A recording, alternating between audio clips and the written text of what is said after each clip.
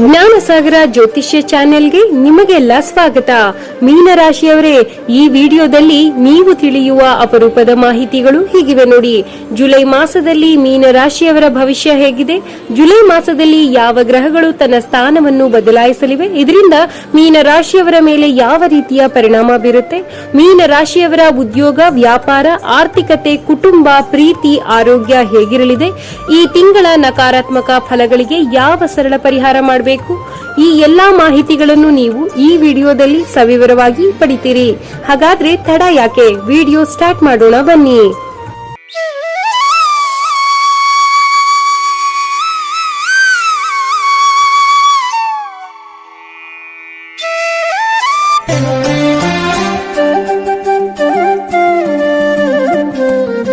ಜ್ಯೋತಿಷ್ಯ ಶಾಸ್ತ್ರದ ಪ್ರಕಾರ ಮೀನರಾಶಿಯವರಿಗೆ ಜುಲೈ ಮಾಸವು ಅದೃಷ್ಟವೋ ಅಥವಾ ದುರದೃಷ್ಟವೋ, ಯಾಕೆಂದ್ರೆ ಜುಲೈ ತಿಂಗಳಿನಲ್ಲಿ ಗ್ರಹಗಳಲ್ಲಿ ಬದಲಾವಣೆಯಾಗ್ತಿದೆ.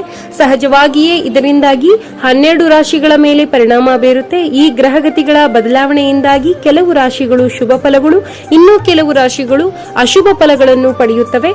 ಮೊದಲು ಜುಲೈ ಮಾಸದಲ್ಲಿ ಗ್ರಹಗಳ ಸ್ಥಾನ ಪಲ್ಲಟದ ಬಗ್ಗೆ ತಿಳಿಯೋಣ. ಶನಿ ಗ್ರಹವು ನಿಮ್ಮ ರಾಶಿಯಿಂದ 12ನೇ ಮನೆಯಲ್ಲಿ ವಕ್ರ ಸ್ಥಿತಿಯಲ್ಲಿದ್ದು 7ನೇ ಶನಿಯ ಕೊನೆಯ ಹಂತ ನಡೆಯುತ್ತಿದೆ.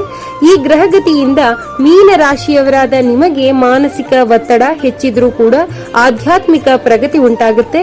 ಇನ್ನು ನಿಮ್ಮ ರಾಶ್ಯಾಧಿಪತಿಯಾದ ಗುರುಗ್ರಹವು ವೃಷಭ ರಾಶಿಯಲ್ಲಿ ಸಂಚರಿಸುತ್ತಿರೋದ್ರಿಂದ ನಿಮಗೆ ಸಾಹಸ, ಧೈರ್ಯ ಹೆಚ್ಚಾಗಲಿವೆ. ರಾಹು ನಿಮ್ಮ ರಾಶಿಯಲ್ಲಿ ಮತ್ತು ಕೇತು ಸಪ್ತಮ ಭಾವದಲ್ಲಿದ್ದಾರೆ. ಇದು ಗೊಂದಲ ಹಾಗೂ ನಿರ್ಧಾರಗಳನ್ನು ತೆಗೆದುಕೊಳ್ಳುವಲ್ಲಿ ಸಮಸ್ಯೆಗಳನ್ನು ಸೃಷ್ಟಿಸುತ್ತಾರೆ. ಇನ್ನು ಜುಲೈ ಮಧ್ಯಭಾಗದಲ್ಲಿ ಸೂರ್ಯನು ಕರ್ಕಾಟಕ ರಾಶಿಗೆ ಪ್ರವೇಶಿಸಿದರೆ ಮಂಗಳನು ವೃಷಭ ರಾಶಿಯಲ್ಲಿ ಗುರುವಿನೊಂದಿಗೆ ಯುತಿ ಸಾಧಿಸಲಿದ್ದಾರೆ. ಇದರಿಂದ ಮೀನ ರಾಶಿಯವರಾದ ನಿಮಗೆ ಎಂತಹ ಪ್ರಭಾವ ಬೀರಲಿದೆ ಎಂಬುದನ್ನು ತಿಳಿಯೋಣ ಬನ್ನಿ. ಅಂದ ಹಾಗೆ ಮೀನ ರಾಶಿಯವರಿಗೆ ಜುಲೈ ಮಾಸದಲ್ಲಿ ಭವಿಷ್ಯ ಹೇಗಿರಲಿದೆ, ಉದ್ಯೋಗ, ವ್ಯಾಪಾರ, ಹಣಕಾಸು, ಕುಟುಂಬ, ಪ್ರೀತಿ, ಆರೋಗ್ಯದ ಮೇಲೆ ಗ್ರಹಗಳು ಬೀರುವ ಪ್ರಭಾವ ಹಾಗೂ ಅದಕ್ಕೆ ಮಾಡಬೇಕಾದ ಪರಿಹಾರಗಳ ಸಂಪೂರ್ಣ ವಿವರ ಇಲ್ಲಿದೆ. ವಿಡಿಯೋ ಕೊನೆಯಲ್ಲಿ ಮೀನ ರಾಶಿಯವರೇ, ನೀವು ಜುಲೈ ಮಾಸದಲ್ಲಿ ಮಾಡಬೇಕಾದ ಪರಿಹಾರಗಳ ಬಗ್ಗೆ ಮಾಹಿತಿ ನೀಡಿದ್ದೇವೆ. ಅದನ್ನು ಯಾವುದೇ ಕಾರಣಕ್ಕೂ ಮಿಸ್ ಮಾಡ್ಕೋಬೇಡಿ.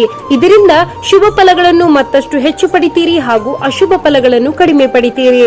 2026ರ ಜುಲೈ ತಿಂಗಳು 12 ರಾಶಿಗಳಲ್ಲಿ ಕೊನೆಯ ರಾಶಿಯಾದ ಮೀನರಾಶಿಯವರಿಗೆ ಅತ್ಯಂತ ಮಹತ್ವದ ಹಾಗೂ ಮಿಶ್ರ ಫಲಗಳನ್ನು ಪಡೆಯುವ ಕಾಲವಾಗಿದೆ. ಮೀನ ರಾಶಿಯ ಅಧಿಪತಿ ಗುರು. ಮೊದಲು ನಿಮ್ಮ ವ್ಯಾಪಾರ ಹಾಗೂ ಆರ್ಥಿಕ ಸ್ಥಿತಿ ಹೇಗಿರುತ್ತೆ ಅನ್ನೋದನ್ನ ನೋಡೋಣ ಬನ್ನಿ. ಜುಲೈ ತಿಂಗಳಿನಲ್ಲಿ ನಿಮ್ಮ ಧನ ಮತ್ತು ಆದಾಯವು ಸಾಧಾರಣವಾಗಿರುತ್ತೆ. ಯಾಕೆಂದ್ರೆ 12ನೇ ಮನೆಯಲ್ಲಿ ಶನಿ ಇರೋದ್ರಿಂದ ಈ ತಿಂಗಳು ನಿಮಗೆ ಅನಗತ್ಯ ಖರ್ಚುಗಳು ಅಥವಾ ವೈದ್ಯಕೀಯ ವೆಚ್ಚಗಳು ಬರುವ ಸಾಧ್ಯತೆ ಇದೆ. ಇನ್ನು ಈ ತಿಂಗಳು ಯಾವುದೇ ದೊಡ್ಡ ಮೊತ್ತದ ಹಣವನ್ನು ಹೂಡಿಕೆ ಮಾಡಬೇಡಿ. ಜೊತೆಗೆ ಷೇರು ಮಾರುಕಟ್ಟೆಯಲ್ಲಿಯೂ ಹೂಡಿಕೆ ಮಾಡುವಾಗ ಜಾಗರೂಕರಾಗಿರಿ.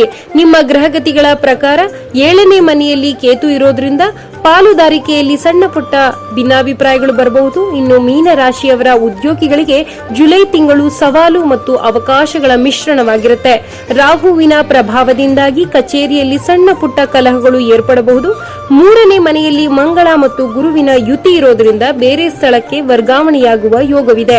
ಒಂದು ವೇಳೆ ನೀವು ಕೆಲಸ ಹುಡುಕುತ್ತಿದ್ರೆ ಜುಲೈ 15ರ ನಂತರ ಉತ್ತಮ ಆಫರ್ಗಳು ಬರಬಹುದು. ಮೀನ ರಾಶಿಯವರೇ, ನಿಮ್ಮ ಕುಟುಂಬ ಜೀವನ ಹೇಗಿರುತ್ತೆ ತಿಳಿಯೋಣವಾ? ಜುಲೈ ಮಾಸದಲ್ಲಿ ನಿಮ್ಮ ಕೌಟುಂಬಿಕ ಜೀವನ ಸಾಧಾರಣವಾಗಿದೆ. ಕುಟುಂಬದ ಸದಸ್ಯರ ನಡುವೆ ಸಣ್ಣ ವಿಷಯಗಳಿಗೂ ವಾಗ್ವಾದಗಳು ನಡೆಯಬಹುದು. ಹಾಗಾಗಿ ನಿಮ್ಮ ಮಾತಿನ ಮೇಲೆ ಹತೋಟಿ ಇರಲಿ ಎಂದು ಸಲಹೆ ನೀಡುತ್ತೇವೆ. ಈ ತಿಂಗಳು ತಾಯಿಯ ಆರೋಗ್ಯದ ಕಡೆಗೆ ಹೆಚ್ಚಿನ ಗಮನ ಹರಿಸಬೇಕಾಗುತ್ತೆ. ತಿಂಗಳ ಕೊನೆಯ ವಾರದಲ್ಲಿ ಮನಸ್ಸಿಗೆ ನೆಮ್ಮದಿ ಸಿಗಲಿದೆ. ಇನ್ನು 5ನೇ ಮನೆಯಲ್ಲಿ ಸೂರ್ಯನ ಸಂಚಾರ ಇರೋದ್ರಿಂದ ಪ್ರೇಮಿಗಳ ನಡುವೆ ಅಹಂಕಾರದ ಸಮಸ್ಯೆಗಳು ತಲೆದೂರಬಹುದು. ನೀವು ವಿವಾಹಿತರಾಗಿದ್ರೆ ಸಂಗಾತಿಯ ಆರೋಗ್ಯದಲ್ಲಿ ಏರುಪೇರಾಗಬಹುದು. 3ನೇ ವ್ಯಕ್ತಿಯ ಮಧ್ಯಪ್ರವೇಶ ಬೇಡ. ಇದರಿಂದ ದಾಂಪತ್ಯದಲ್ಲಿ ಬಿರುಕು ಮೂಡಬಹುದು. ಈಗ ನಿಮ್ಮ ಆರೋಗ್ಯ ಹೇಗಿರಲಿದೆ ಅನ್ನೋದನ್ನ ತಿಳಿಯೋಣವಾ? ರಾಹು ಮತ್ತು ಶನಿಯ ಪ್ರಭಾವದಿಂದಾಗಿ ನಿಮಗೆ ನಿದ್ರಾಹೀನತೆ, ಆತಂಕ ಅಥವಾ ಅನಗತ್ಯ ಭಯ ಕಾಡಬಹುದು. ಇದರ ಜೊತೆಗೆ ರಕ್ತದೊತ್ತಡ, ಹೊಟ್ಟೆಗೆ ಸಂಬಂಧಿಸಿದ ಸಮಸ್ಯೆಗಳು ಕಾಡಬಹುದು. ಹಾಗಾಗಿ ಧ್ಯಾನ, ಯೋಗದಂತಹ ಚಟುವಟಿಕೆಗಳನ್ನು ಮಾಡಿ. ಯಶಸ್ಸನ್ನು ವೃದ್ಧಿಸಿಕೊಳ್ಳಲು ಮೀನರಾಶಿಯವರು ಮಾಡಬೇಕಾದ ಸರಳ ಪರಿಹಾರಗಳು ಹೀಗಿವೆ ನೋಡಿ. ದಿನಕ್ಕೆ ಕನಿಷ್ಠ 1 ಬಾರಿಯಾದರೂ ಹನುಮಾನ್ ಚಾಲೀಸವನ್ನು ಪಠಿಸಿ. ಶನಿವಾರದ ದಿನ ಆಂಜನೇಯ ಸ್ವಾಮಿ ದೇವಸ್ಥಾನಕ್ಕೆ ಭೇಟಿ ನೀಡಿ.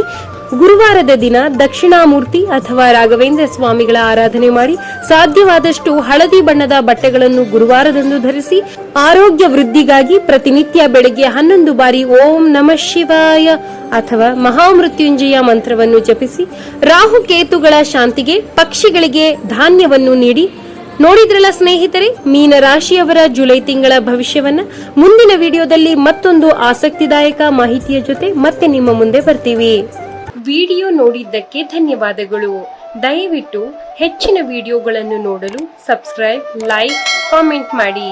ಮತ್ತು ನಿಮಗೆ ಇಂತಹ ವಿಡಿಯೋ ಇಷ್ಟವಾದರೆ ದಯವಿಟ್ಟು ನಿಮ್ಮ ಫ್ಯಾಮಿಲಿ ಮತ್ತು ಫ್ರೆಂಡ್ಸ್ ಜೊತೆ ಹಂಚಿಕೊಳ್ಳಿ. ಧನ್ಯವಾದಗಳು.